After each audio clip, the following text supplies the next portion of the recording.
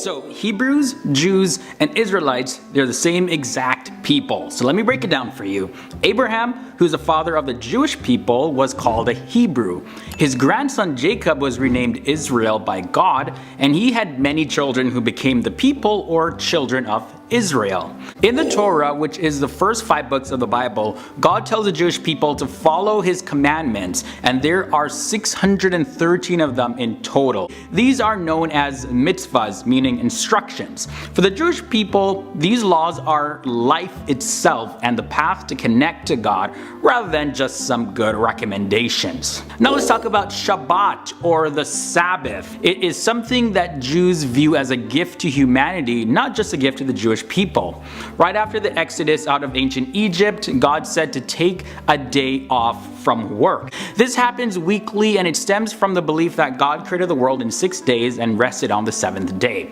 Not that God was actually tired, but rather God took a break from creating and reflected on what he had accomplished. So Sabbath begins Friday sunset to sunset on Saturday, where human beings are invited to do the same thing. Take a break from your work and just reflect on what you've accomplished. And you're also invited to give thanks and praise to God as well. Another important part about the history of Judaism is that the Jewish people began as slaves. The book of Exodus in the Bible tells how God helped Moses set the Jewish people free from slavery in ancient Egypt. It tells how the Israelites are also the chosen people of God. You've also probably heard the term bar mitzvah. Well, bar mitzvah is the rite of passage into adulthood for a Jewish boy. There's bar mitzvah, that's for the boys, and bat mitzvah, that's for the girls. This is an important tradition in Judaism, and it's mentioned in the Talmud, and it marks the age when a child becomes accountable for their actions as a man or woman. Before the bar mitzvah or the bat mitzvah, the responsibility of the child's actions are all on the parents. The age of bar mitzvah is 13, and the age of the bat mitzvah is age 13 or 12, depending on the branch of Judaism that you follow.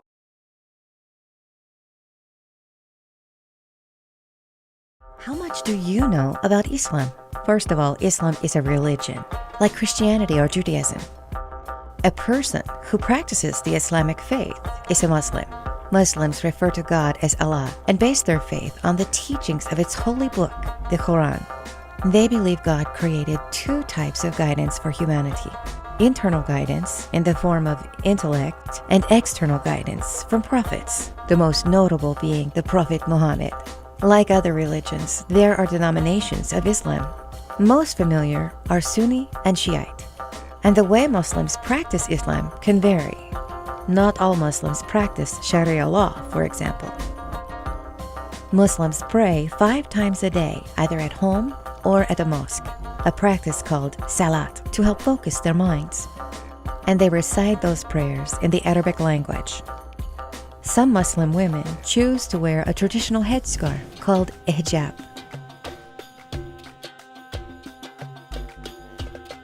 Others choose to wear a burqa to cover the whole body. The holiest time for Muslims is the month of Ramadan, where fasting from sunup to sundown allows them to renew their focus on life and on God. Like many religions, Islam and its practices are deep and complex. With 1.6 billion believers worldwide and more than 3 million right here in the US, Islam continues to be the fastest growing religion in the world.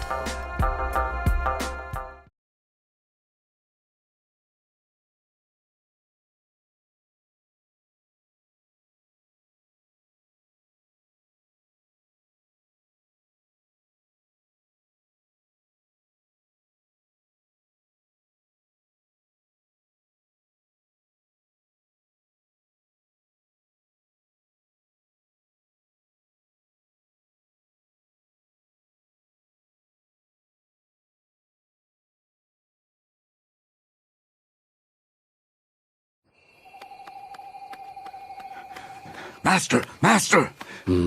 I have... It's very bad news. Shifu. There is just news. There is no good or bad. Master, your vision was right. Tai Lung has broken out of prison. He's on his way. That is bad news. if you do not believe that the dragon warrior can stop him. The panda? Master, that panda is not the dragon warrior. He wasn't even meant to be here. It was an accident. There are no accidents. Yes, I know. You've said that already. Twice. Well, that was no accident either. Thrice. My old friend, the panda will never fulfill his destiny, nor you yours, until you let go of the illusion of control. Illusion? Yes. Look at this tree, Sifu. I cannot make it blossom when it suits me, nor make it bear fruit before its time. But there are things we can't control. I can control when the fruit will fall. And I can control where to plant the seed. Hiya! That is no illusion, Master. Ah, yes. But no matter what you do, that seed will grow to be a peach tree. You may wish for an apple or an orange, but you will get a peach. But a peach cannot defeat Tai Lung. Maybe it can, if you are willing to guide it, to nurture it, to believe in it. But how? How? I need your help, Master. No, you just need to believe. Promise me, Shifu. Promise me you will believe. I will try. Good. My time has come. You must continue your journey without me. What are you... What? Master! You can't leave me! You must believe. Master!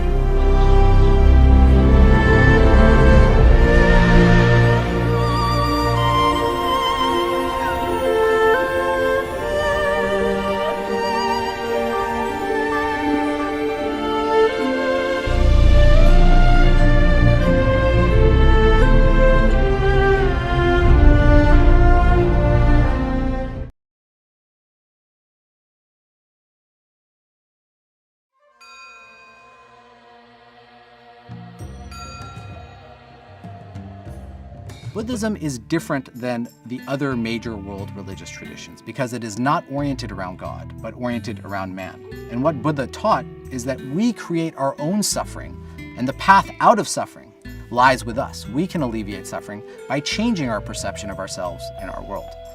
Buddha taught that we suffer because we crave, because we're focused on ego, and because we assume things are permanent when they're actually impermanent. And for Buddha, the way not to suffer is to recognize that everything is impermanent, even ourselves, and to recognize the transitory nature of all things. And once we do that, then we can achieve nirvana. Buddhism is a self-empowering religion that many people gravitate towards because it doesn't necessitate that they worship any particular deity or engage in any other type of ritual other than meditation, contemplation, and introspection.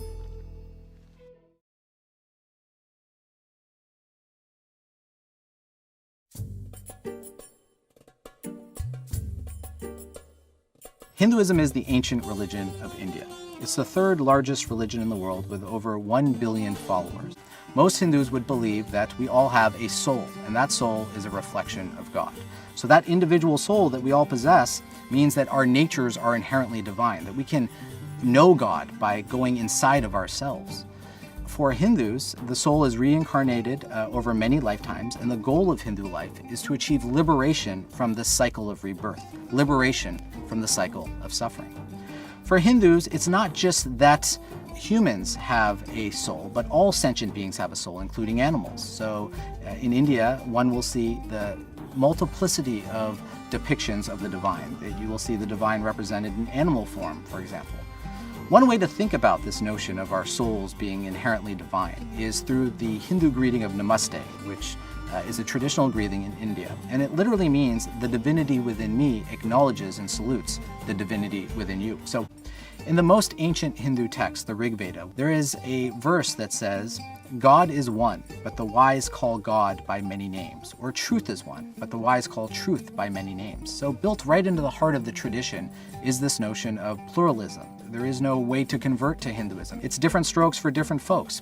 When I was growing up as a Hindu, my parents would tell me there are many paths up the mountain, but they're all leading to the same place. And so at its core, Hinduism has a great deal of respect for the other world religious traditions and recognizes them as equally legitimate paths to understanding ourselves and understanding God.